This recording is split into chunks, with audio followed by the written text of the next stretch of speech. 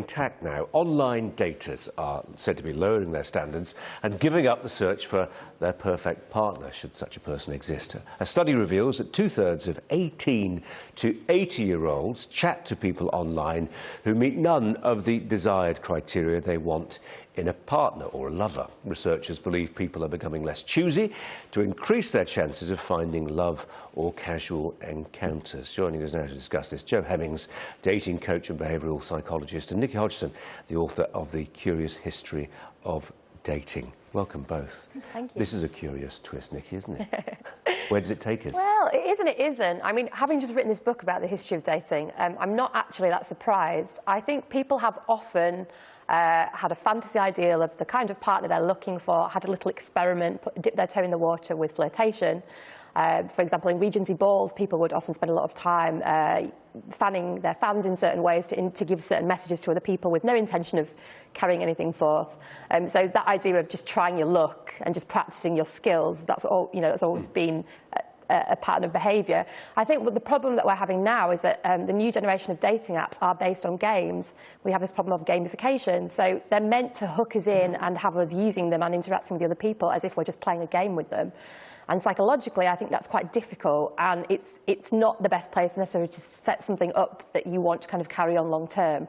So I think actually people are using apps as a way of kind of getting a dopamine hit. There's a kind of chemical reaction that's going on, and they're not necessarily putting any investment in. And then at the same time, they're complaining that they're not able to find a partner. What do you think, Jo? Is it getting too easy? Is it becoming a dopamine hit? It's getting too difficult, actually. I think there's a myth of choice. So I think that's why people are very picky, or were very picky when apps first came out, because they thought there was a whole world of opportunity out there. And actually, there's a great deal more swiping going on than there is dating going on. So that is a myth of choice. In fact, it's quite narrow, really, the field of who you can choose. Plus, the information on apps is becoming, for those that are using them, more and more scant. So you've got a name, a photograph, sometimes an age and a location. I mean, you can't be that particular because you don't have enough information to make an informed choice. It allows people to game the system, doesn't it, as well? Yes. Well, it does. I mean, and Nikki's right, it is a bit of a game, and the intent isn't always there with people either. So I think you've got to go from being very particular to thinking core values. I just want someone who seems decent, honest, seems like a kind and considerate person, rather than a whole shopping list full of things that are, basically unattainable, really. Let's try and give the story some substance. Stephen White, who is the author of this report and the study from the University of Queensland in Australia, said people are more than happy to initiate contact with potential love interests that bear no resemblance whatsoever to Mr. or Mrs. Perfect. I mean, Nikki, it suggests that there is a growing cohort of people using online dating who actually aren't interested in a lifetime partner at all. It's maybe a casual hookup. And we all, it's funny, hookup, the phrase was in our script. I changed it to encounter because there is a sort of generational problem here, isn't there? There's a sort of set of mores now that anybody under 30 completely signs up, maybe not signs up to, gets. Anybody over 30, over 50, they're struggling a bit. We need to explain what's happening, don't we? Well, it's interesting because, again, if you look historically, there have always been periods where people have had huge amounts of casual sex, mainly war times. And, when things are going on socially, economically that are difficult for people, they do just start to hook up. It's a modern term, but it's not a modern practice. The app culture is kind of compounding it.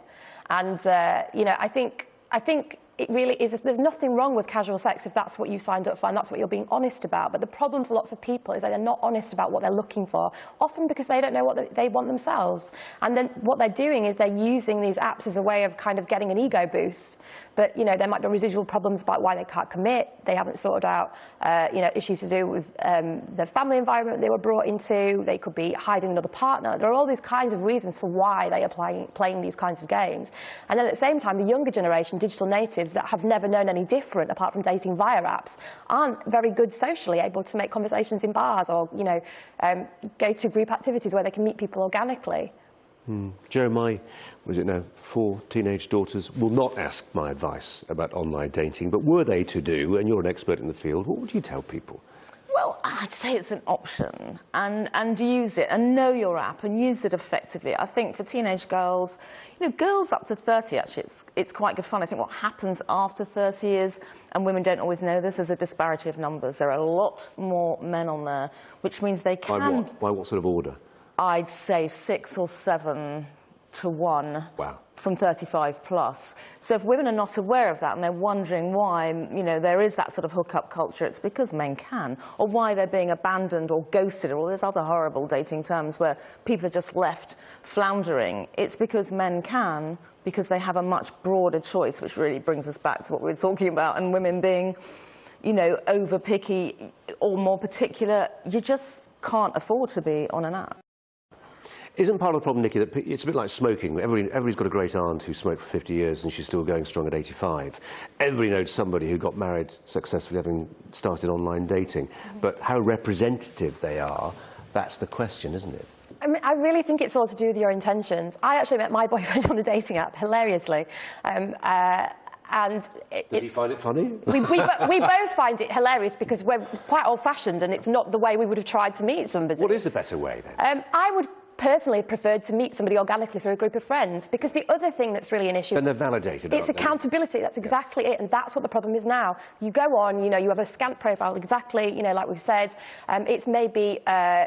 it's qualified by Facebook, which again, you can make up that profile. It's not actually giving you any real clues about the identity of this person, where they work, who they're friends with, what they've done. My clients are yearning. The one thing they say is, I want to meet somebody in real time. Yeah. The old-fashioned, the traditional way. That's what brief people now want. encounter, blah, blah, yeah, blah. just in sociable terms, just in real time, not on their phone. And there's a pushback now. The new wave of dating organisations tend to create dating communities. So they might have a site, a website, a portal that you use, but they're not using apps. They're creating parties for people to go and meet.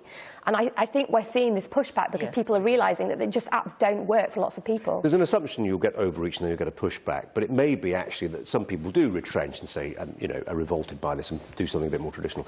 Other people may just continue pursuing the rabbit down the hole, and the evolutionary track takes us, well, we know not where. The boss of Tinder has said recently he sees the future. It's augmented reality. You're walking through this building, you're walking outside, you've got the goggles on, whatever. People will light up. Red for available and single, or green, you know, red for married. It'll all get so much simpler, won't it? I think that'll be even more complicated, to be honest, because again... And also so soulless. I don't want someone to light up a certain colour. I want to sort of light up when I see them, or them to light up when they see me. But psychologically, emotionally, not via a little lamp. I think what's happening as well is that the more that people meet through an interface, they are becoming disassociated from their emotions, from their gut feelings, from the pheromones, from all the things that actually are there to tell us if we are really attracted to somebody, and if they're safe. And flirting. Not flirting anymore, because they, you know, you can't. Well, you can do it by text, but it's not the same thing. And it's very clumsy, you know, so... But you can't squash this, because I mean, you know, you've studied it, Nikki. I mean, there are billions of pounds in play here, presumably, across globally. Absolutely, but the people that are making these apps cynically know that, you know. So Tinder said from the beginning, we made it like a game. They never really wanted people to find love on Tinder. Some people have done. It's a happy coincidence for them.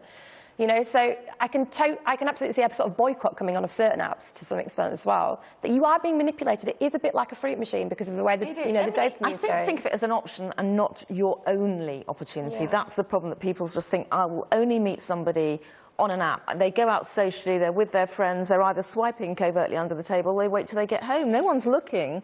You know, oh, that person looks interesting, you know, let's have a chat. So it's, I think, get out the mindset that this is the only way you're ever going to meet somebody, and use it simply as part of one of the weapons in your dating armoury, rather than the only one. Stuff just doesn't happen online. It's true whether it's sat-nav compared to a paper map, an iPad giving the news rather than a newspaper where you spot another story you didn't planning on reading.